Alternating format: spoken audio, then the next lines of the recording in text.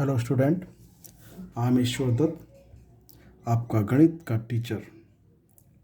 और जैसा कि हम पहला अध्याय ख़त्म कर चुके हैं और अब हम दूसरे अध्याय की तरफ बढ़ रहे हैं, जो कि है बहुपद, पॉलिनोमियल्स। तो स्टूडेंट्स, पहले तो आपको ये पता होना चाहिए कि पॉलिनोमियल होते क्या हैं। ठीक है, तो पॉलिनोमियल ऐसे बीजीय व्यंजक हैं जिनमें चर राशियाँ केवल ऋणोत्तर पूर्णांक यानी कि धनात्मक तथा शून्य घात के रूप में हो, वो बहुपद कहलाती है। जैसे सपोज मैं ये पी एक्स लिया,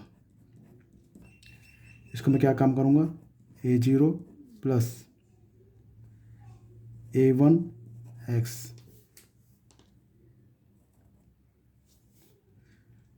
plus a2 x² plus and so on an और x⁴n।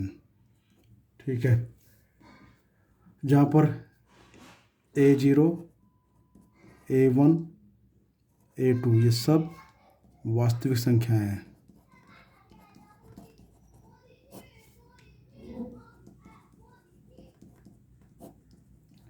ठीक है जी। अब आपको तो ये लग रहा होगा बड़ा ही है, तो क्या कॉम्प्लेक्स चीज़ है, बड़ी कठिन चीज़ है, पर इतना कठिन चीज़ नहीं है। अब मैं इसको सिंप्लीफाइड करके बताता हूँ। ठीक है, पॉलिनोमियल जैसे भाई कोई भी ये फंक्शन ले लिया मैंने, कुछ भी ले सकते हैं। इसको मैं लिख सकता हूँ जैसे ax² plus bx plus c, ये भी एक पॉलिनोमियल हो सकता है। या ax³ plus bx² plus cx plus d, ये भी एक पॉलिनोमियल है। और ऐसे नहीं, इसमें ये a b c की जगह नंबर ले लो कोई।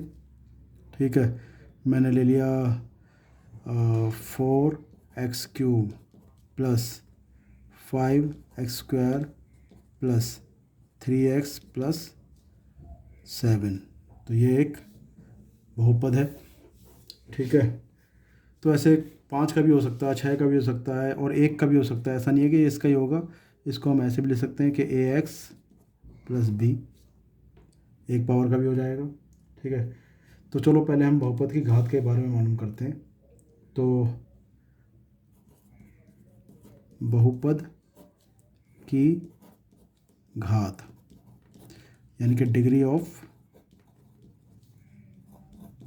पॉलिनोमियल। ठीक है जी। अब अगर डिग्री की बात करें तो हम यहाँ पर देखते हैं कि जैसे अगर मैं लिखूँ कि भैया ax प्लस b, तो यहाँ पर स्टूडेंट्स x की हाईएस्ट पावर कितनी है, हाईएस्ट पावर है 1। ठीक है, तो इसकी हाईएस्ट पावर कितनी है 1, तो ये इसको बोलेंगे रेखीय। ठीक है, डिग्री कितनी है इसकी, अगर डिग्री की बात करूँ तो 1, और इसको बोलेंगे हम रेखीय, रेखीय व्यंजक, ये रेखीय बहुपद कह देंगे। और अगर मैं इसकी बात करूं कि भैया ax² plus bx plus c, यहाँ डिग्री कितनी है हमारी 2 है, और 2 है तो इसको बोलते हैं द्विघात।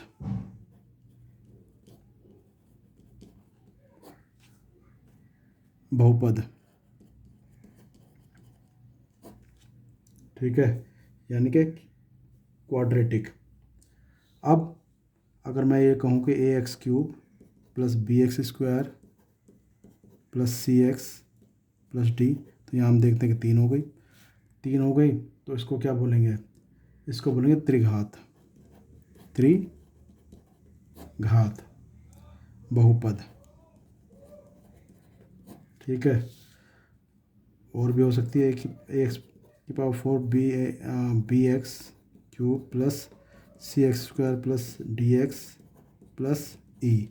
यहाँ पर हम देख रहे हैं कि पावर हो गई यहाँ पर 4, तो उसको क्या बोलेंगे, इसको बोलेंगे चतुर्घात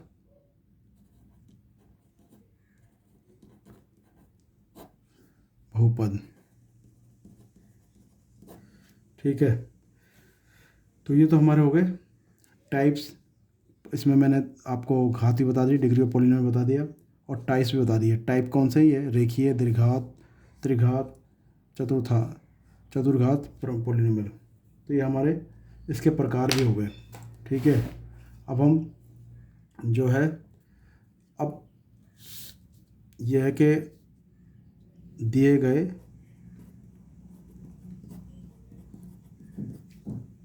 बिंदु पर बहुपद का मान ज्ञात करेंगे।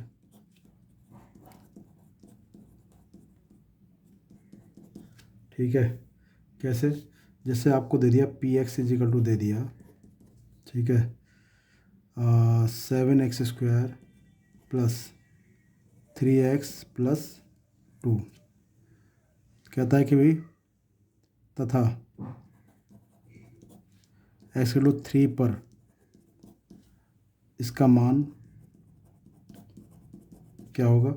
अब x3 कह रहा है, तो यहाँ पर जहाँ भी x दिखाई दे वहाँ पर 3 रख दो आप। 3 रखा तो 7, 3 का स्क्वायर प्लस 3 गुणा 3+2, तो हम क्या देखते हैं, 7 और 3 तिया 9 प्लस 9 प्लस 2, तो 7 9 63 प्लस 9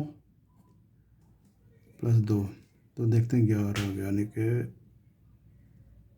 4, तो ये 74 आ जाएगा।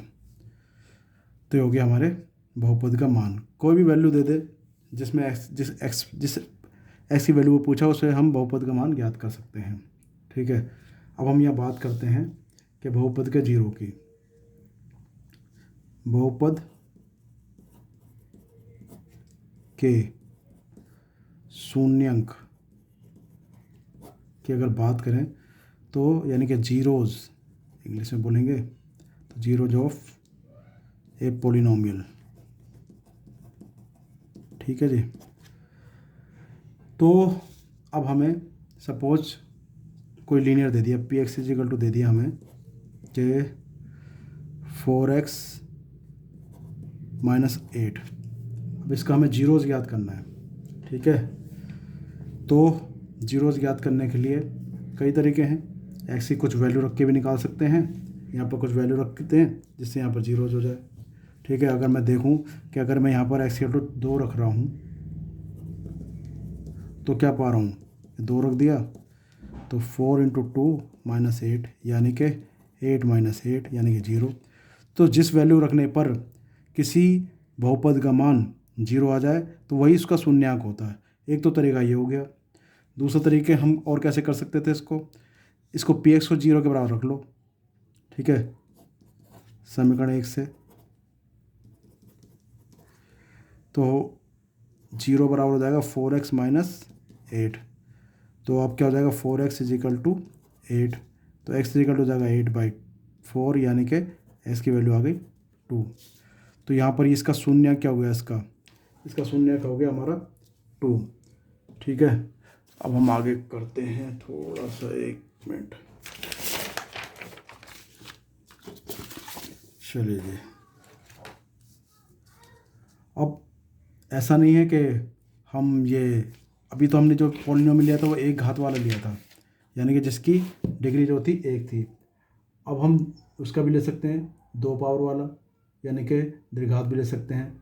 ठीक है, उस द्विघात समीकरण को हम सॉल्व कर सकते हैं, और इससे जैसे मैंने ले लिया एक एग्जाम्पल लिया मैंने कि भाई पी एक्स जो है ये हमारा x² - 4x और -5, इसके शून्यंक ज्ञात करने हैं मुझे। ठीक है, अब इसके शून्यंक कैसे ज्ञात करें, मैंने बताया था आपको। एक तो ये है कि इसमें कुछ x की ऐसी वैल्यू रख दो जिसे पूरा जीरो हो जाए, एक तो तरीका ये है। दूसरा ये है कि हम यहाँ पी एक्स को रख देंगे 0, यानी कि x² - 4x - 5। अब ये यहाँ पर दीर्घा समीकरण दिखाई दे रही है, इसके हम मध्य पद तोड़कर इसको सॉल्व करेंगे। देखते हैं x² - 5 एकम 5 यानी कि ये हमारे पास आ गया। अब यहाँ से x कॉमन है तो x - 5 + 1 कॉमन है तो x - 5, तो स्टूडेंट हमारे पास क्या आता है x - 5 और x + 1। ठीक है, या इसको ऐसे भी ले सकते हैं x - 5 और x + 1। तो हमने क्या देखा हम ये देख रहे हैं कि एक बार इसको 0 के बराबर रखो, when x minus 5 is equal to 0, तो ये देता है आपको x इक्वल टू 5। जब x plus 1 is equal to 0, तो ये देता है आपको x इक्वल टू -1। हमने क्या पाया, x की हमारे पास दो वैल्यू आ गई, एक तो आ गई जी -1 और एक आ गई जी 5। ठीक है, तो स्टूडेंट्स जो ये दीर्घात समीकरण है जिसकी पावर 2 है, तो ये आपको x की दो वैल्यूज़ देगा। अगर जो डिग्री इसकी 1 है यानी कि पावर 1 है, तो आपको x की एक वैल्यू मिलेगी।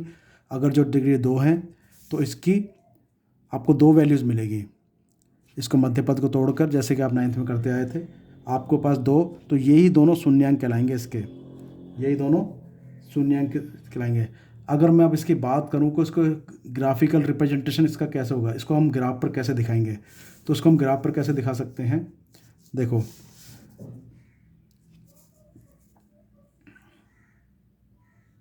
इसका ग्राफ बनाना एक अलग प्रोसेस है। भाई ग्राफ परफेक्टली कैसे बनेगा, अभी मैं आपको बता देता हूँ कि ग्राफ बनेगा कैसे। सिर्फ आपको इतना आइडिया की ज़रूरत है कि अब ये मैंने देखा कि 1 2 3 4 5 -1 -2 -3। ठीक है जी, 1 2 3 4 5, ये पता ही होगा आपको x और x डैश, y डैश होता है। ठीक है जी, अब ये 5 पर काटता हुआ जा रहा है। अब देखो दो हैं, अगर दो वैल्यू आ रही है तो ये इस x एक्सिस को, आप ये ध्यान रखें, अगर यहाँ पर वेरिएबल आपका x है तो ये x एक्सिस को काटेगा। पी एक्स बराबर, अगर इक्वेशन आपकी x में दे रखी है तो ये x एक्सिस को काटेगा ग्राफ। अगर इक्वेशन आपकी y में दे रखी है तो फिर ये y एक्सिस को काटेगा। ठीक है, अब क्योंकि इक्वेशन हमारी x में दे रखी है और x की हमारे पास दो वैल्यू आई है, तो ये एक तो 5 पर काटेगा, यानी कि अगर मैं बात करूँ तो 1 2 3 4 5। ठीक है, चलो, तो 1 2 3 4 5 6 7, तो ये एक तो यहाँ से जाएगा 5 से काटता हुआ, और एक आया है इसका -1, तो एक जाएगा ये यहाँ से। तो स्टूडेंट ये थोड़ा सा ना कर्व बनेगा, ये ध्यान रखना कि इस टाइप से ये इसका कर्व बनेगा। तो हमें सिर्फ ये बताना है कि इसके शून्यांक कितने हैं। ठीक है, आपको कोई कर्व दे रखा होगा, पूछेगा इसके शून्यांक कितने हैं। ठीक है, ये इसको हमें बताना है। तो ये हमने थोड़ा सा इसका ज्यामितीय अर्थ भी बता दिया।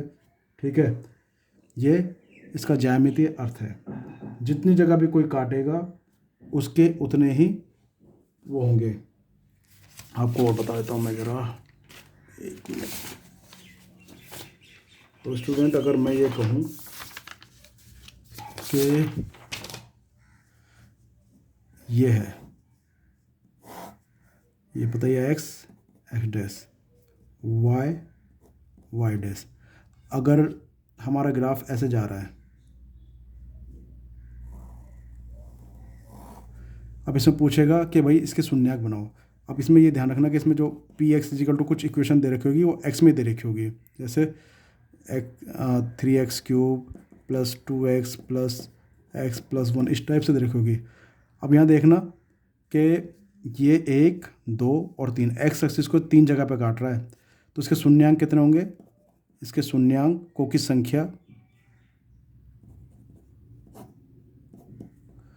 संख्या कितनी होगी, 3 होगी। तो जितनी भी जगह पर ये x एक्सिस को काटेगा उतने ही इसके शून्यांक होंगे।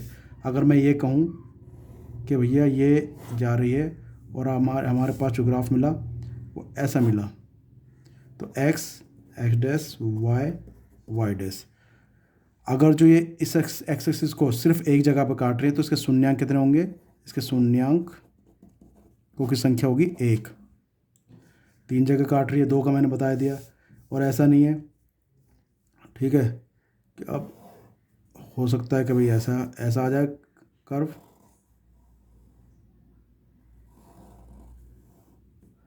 अब इसमें पूछे कि भाई ये शून्यांकों की संख्या बताओ, तो इसमें शून्यांक कितने आएंगे, 1 2 3 4, हमारे पास 4 शून्यांक आ जाएंगे इसके।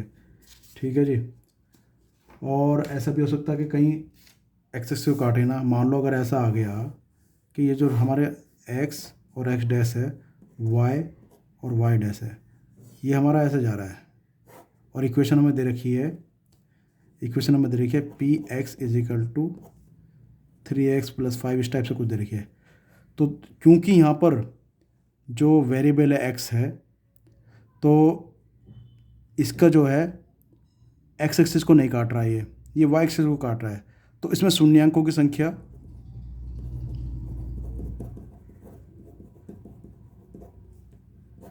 जीरो होगी, क्योंकि अगर ये एक्सिस को अगर ऐसे काटता तब तो इसका एक आता। अब क्योंकि यहाँ पर ये एक्सिस को काट ही नहीं रहा है तो इसके शून्यांक होंगे। ठीक है, चलिए स्टूडेंट, अब इसके सीधे डायरेक्ट क्वेश्चन करने शुरू करते हैं। ठीक है, सिंपल क्वेश्चन है, इसमें कुछ नहीं करना, मैं सीधा आपको एक्सरसाइज से बता देता हूँ। चलो मैं पहले एक बार इसमें बता देता हूँ। देख सकते हैं हम कि यहाँ पर एक जगह काटा तो एक होगा, एक जगह काट रहा तो एक होगा। ठीक है,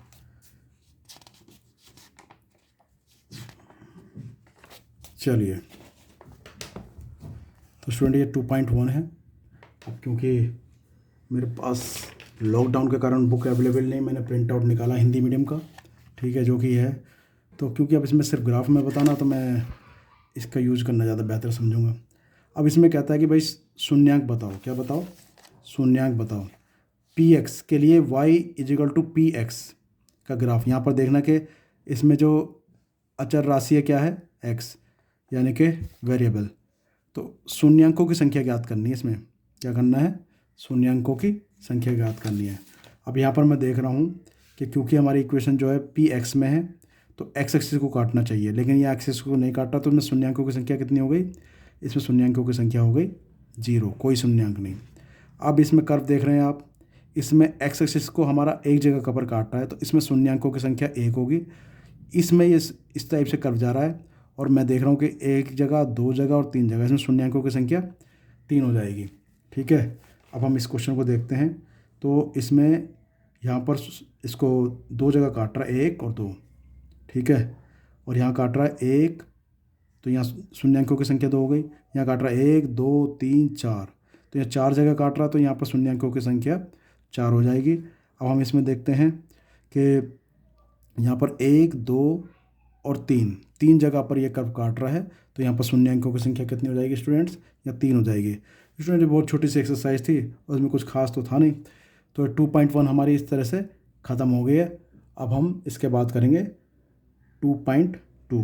2.2 वेरी इंपॉर्टेंट है एक्सरसाइज, उसको ज़रा ध्यान से करना। चलिए।